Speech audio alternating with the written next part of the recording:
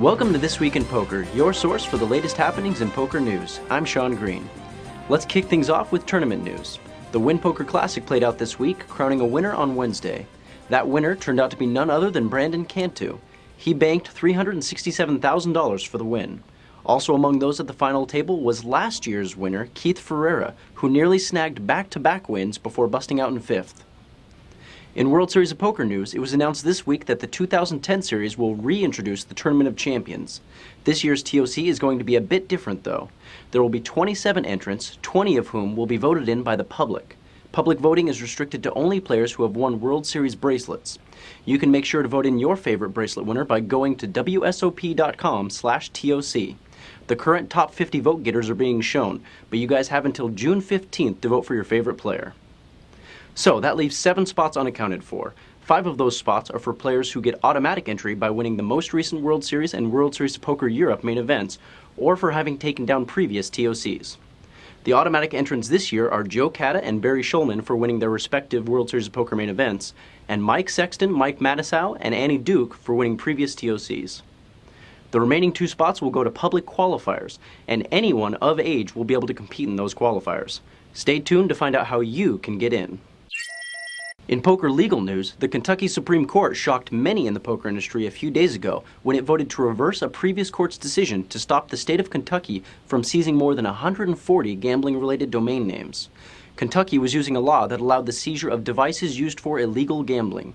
Many fear that a dangerous precedent is being set by 1. Allowing domain names to be classified as a device, despite the law obviously not being originally intended to cover the internet, and 2. Allowing a domain name to be seized by a single state, despite the domain being registered in another country and the domain owner being based in another country. The case is expected to go back to the appeals court. In online poker news, there's more proof that it pays to be a Card Player Online Player of the Year winner. Reigning OPOY winner Steve Gboro 780 Gross was recently announced as the latest addition to the DoylesRoom Brunson 10 team of pros. He joins 5 other pros on the team, which is still amidst the selection process.